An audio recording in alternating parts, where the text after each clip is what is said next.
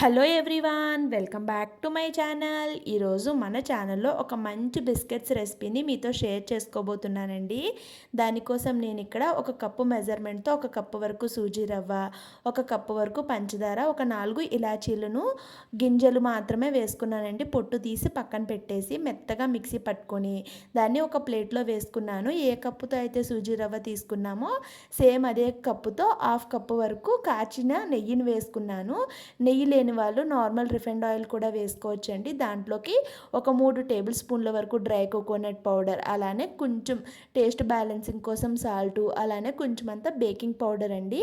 కేక్స్లో వాడుతూ ఉంటాం కదా, ఆ బేకింగ్ పౌడర్ వేసిన తర్వాత కాచి చల్లార్చిన పాలను ఒక కప్పు వరకు వేసి బాగా కలుపుకొని తర్వాత దాంట్లోకి ఒక 2 కప్పుల వరకు మైదా పిండిని కానీ గోధుమ పిండిని కానీ వేసుకోవాలండి.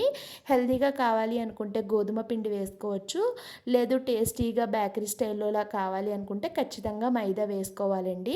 పిండి అంతా ఎంత క్వాంటిటీ అని ఏం లేదండి, మనకి కావాల్సిన కన్సిస్టెన్సీ వచ్చే వరకు పిండిని అయితే వేసుకోవాలి. మొత్తం అంతా కూడా కలిసేలాగా కలిపేసుకొని ఒక 5 నిమిషాల పాటు రెస్ట్ ఇచ్చేసి తర్వాత నేను వీడియోలో చూపించిన విధంగా బిస్కెట్స్ని అయితే ప్రిపేర్ చేసుకోవాలండి. ఆ బిస్కెట్స్ని తక్కువ ఆయిల్లో డీప్ ఫ్రై చేసుకుంటే సరిపోతుంది. చాలా టేస్టీగా ఉంటాయండి.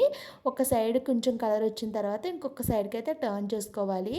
రెండో సైడ్ టర్న్ చేస్తే చూడండి బిస్కెట్లు మనకి ఎంత బాగా వచ్చాయో. బేకరీలో వేలకు వేలు వందలు వందలు పెట్టి బిస్కెట్స్ కొనే పని లేకుండా సింపుల్గా హెల్తీగా ఇంటి దగ్గరే ట్రై చేయండి. వీడియో ఎలా ఉందో కామెంట్ చేయండి. వీడియో నచ్చితే లైక్ చేయండి. Please to subscribe.